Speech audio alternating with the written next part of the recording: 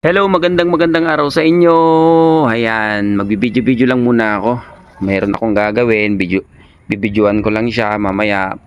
Panoorin niyo yung video natin na kasi maglilipat tayo ng medyo namamatay na bougainvillea rescue natin. So ito lang muna bungad para at least naman mainggan nyo kayo ng konti. So ito yung update ng mga bougainvillea natin. Ayan sila ngayon.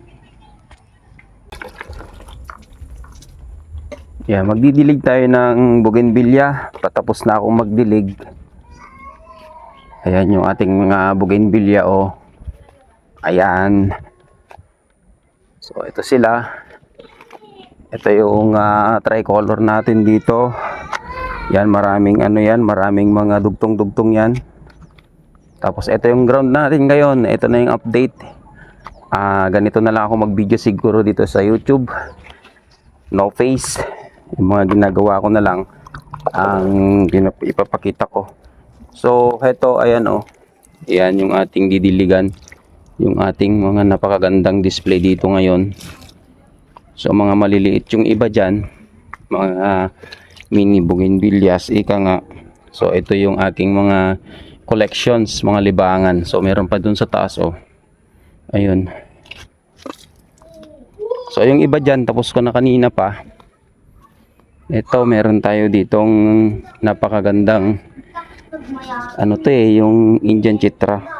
So ganyan po yung itsura ng Indian Chitra ngayon. Dito siya sa harap. So dyan sa tabi namin, puro mais yan. So probinsya talaga dito sa aking bahay. Dyan sa bandar yan, nakikita nyo yung mga yan, mga yan, mga kambing-kambing. O yan. So malayo kami sa kalsada. O ayan, walang dito, walang access sa kalsada. Talagang nasa medyo looban ako, kaya tahimik ang buhay ko dito. So ito, meron akong isdang binilad dito. Ito yung pang-ulam namin pag umaga. Sarap nito. So itong net na to, nasa Shopee lang to.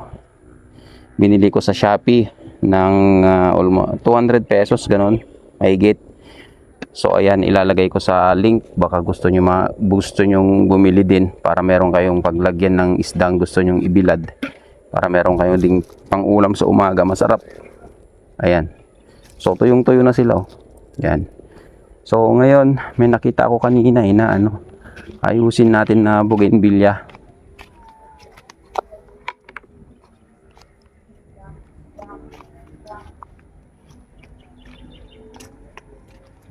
So ito, meron ako ditong mga style ngayon na aside sa maliit, gusto ko rin magpa-overhead. Ayan, mga ganyan na style ang gusto ko ding gawin. Tinitrain ko lang muna sila. Pag may pera ako, bibili ako ng paso na maganda. Ito, kahit ganito lang tong mga tanim-tanim na to, mga yan, gusto ko rin silang alagaan pa rin, mga ganyan.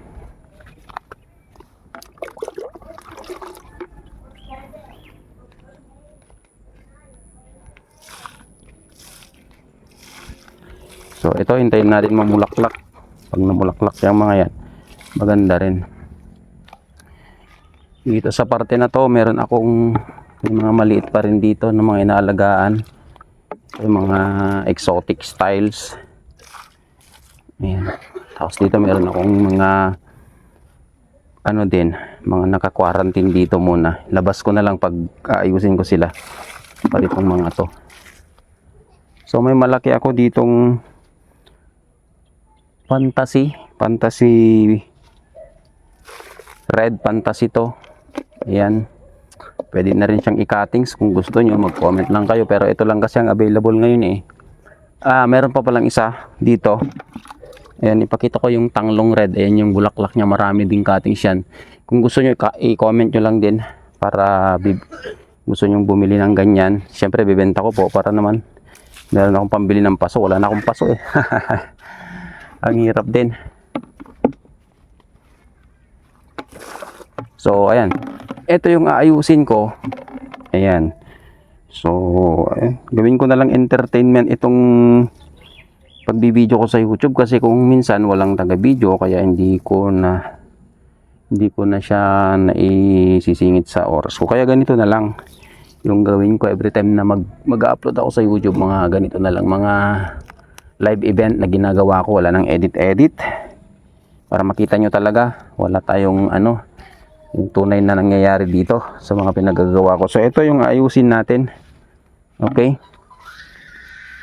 ayan, nanggugulo si Raya doon. So dito ko lang muna ilalagay. Kukuha lang ako ng paso na paso na medyo pwede nating paglagyan, yung mas malaki dyan kasi masyadong maliit yung paso nya. So meron akong mga tinatabi, wala akong pambili ng paso ngayon eto, ayan, meron ako dito. So ito yung gagamitin natin na paso muna. Ayan yan. Tapos kukuha tayo ng lupa. Ayan, yung paglalagay natin ng lupa naman, kahit anong lupa basta hindi malagkit, pwede sa bougainvillea. Mas gusto pa niya yung medyo sandy. So ayan na yun si Raya nangungulit. Hello Raya. Hello, malaki na si Raya. Tagal nyo lang di nakita, ayan na po siya. Ayan. Tapos dito tayo kukuha. Yan, dito.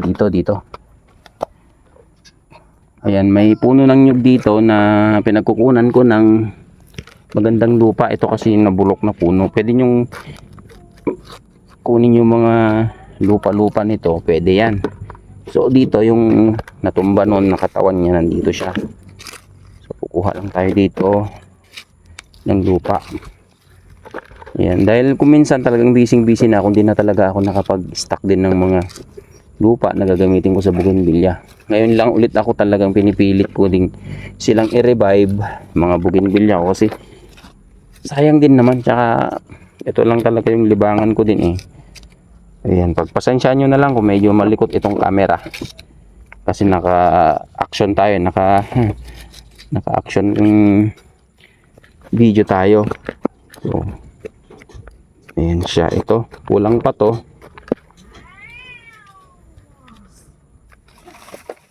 So dito ayan.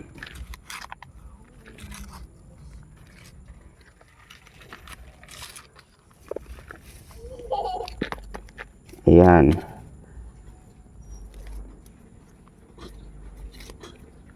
Tapos mamaya i-upload ko na lang tong video na to. Kung pinapanood nyo na ngayon, na-upload ko na.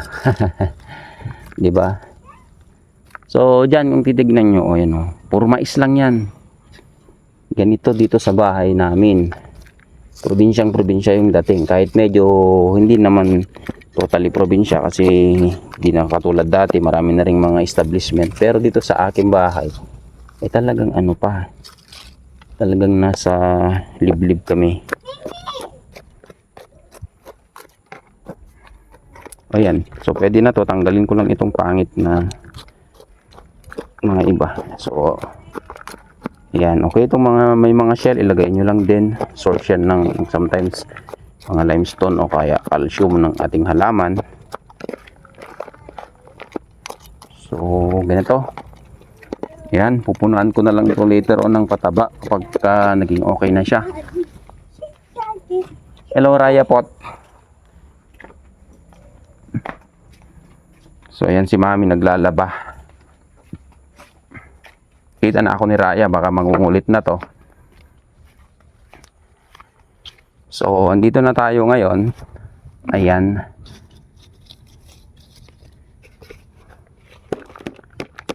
So ito yung gagamitin ko. Dati na tong gamit. Ayan siya. Tapos ngayon ilalagay ko na siya dito. Ayan. So okay lang kahit pangit pa lang sila sa simula.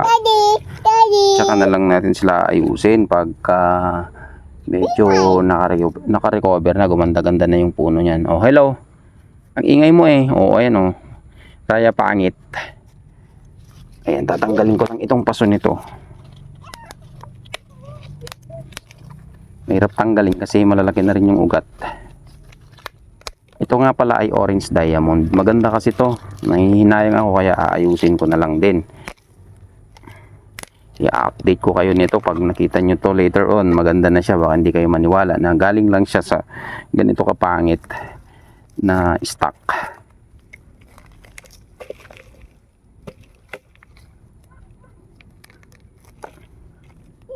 Ayan. Alam nyo yung mga matitibay o kaya mahirap mamatay na bougainvillea kahit na medyo harsh yung paraan mo ng pagpapaso, paglilipat. Ay yung mga ganito na, yung mga napabayaan na nagse-self-supporting na lang. Sanay na kasi sila, hindi na sila masyashock.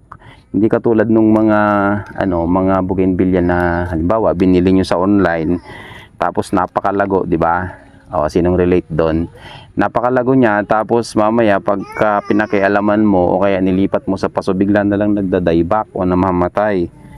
Maselan kasi pag ganun. Pero itong mga hinayaan mo lang dyan sa gilid-gilid tapos nabubuhay na lang sila ng kusa. Ito yung mga matitibay. So hindi sila sensitive. So ayan, tignan nyo naman yung ginagawa ko. Yan parang tinorture ko na Tinanggal ko na nga rin pati yung kung ano-anong lupa niya dyan. Tsaka natin syempre papalitan. Ayan. Ayan.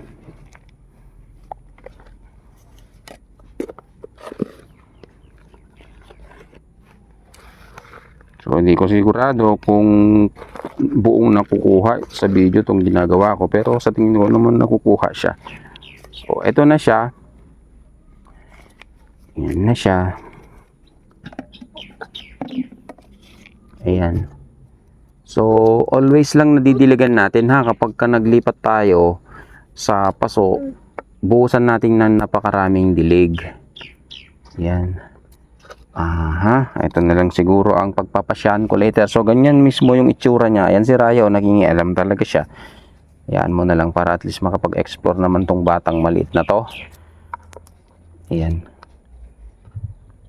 So ayan na siya, nalipat ko na. Ang balak ko dito ay papatayin ko tong sanga nito. O kaya kunin ko, itatanim ko na lang sa iba siguro. Ayan. Para ito lang yung iwan ko. Tapos lagyan ko siya ng stick dito. Lalagay ako ng stick dyan para meron siyang support. Tapos tatanggalin ko lahat dito. Dito lang yung papalakihin ko. Later on makikita nyo. I-update ko kayo kung anong nangyari. Kuha lang ako ng pandilig, didiligan ko. Tapos okay na. Ganun lang siya kasimple.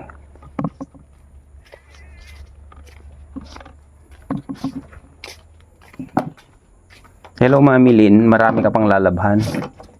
Ayan yung taga-video ko, wala, naglalaba, kaya minsan talaga ay wala akong taga-video. Ganito yung nangyayari. So, buhay probinsya pa rin kami talaga.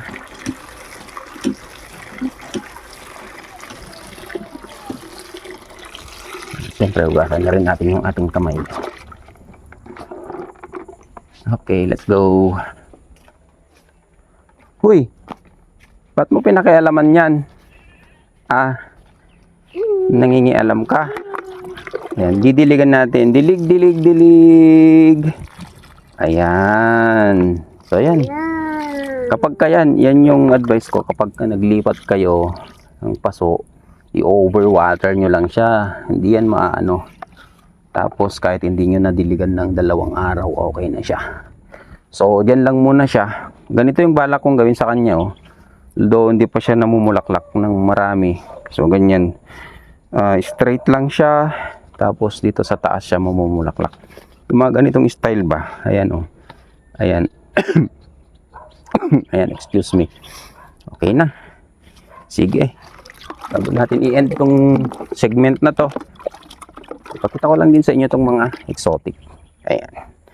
Ito, nahingi ko to sa may pinuntahan ako, ewan ko, parang nagpa-vulcanize. May bougainvillea yung misis nang nagbo-vulcanize. Humingi ako ng cuttings para siguradong mabuhay. Sabi ko, dinugtong ko lang siya dito. Ayan, dinugtong ko lang siya dyan. Tapos ayan, nabuhay naman. Okay, so update ko kayo later sa mga nangyayari. O kaya siguro lahat ng mga ginagawa ko na lang i-video ko. So ito naman yung ating dito pala, matangkad na grafted. Ayan, walang bulaklak ngayon. Medyo kakatrim ko lang, pero meron siyang splash pink. Akyat tayo kasi mataas yan, kailangan kong umakyat. Pakita ko lang sa inyo. So meron siyang splash pink dyan sa taas. Ayan. Tapos ito naman yung tuktok ng ating tanglong red. Okay. Bye-bye na po muna.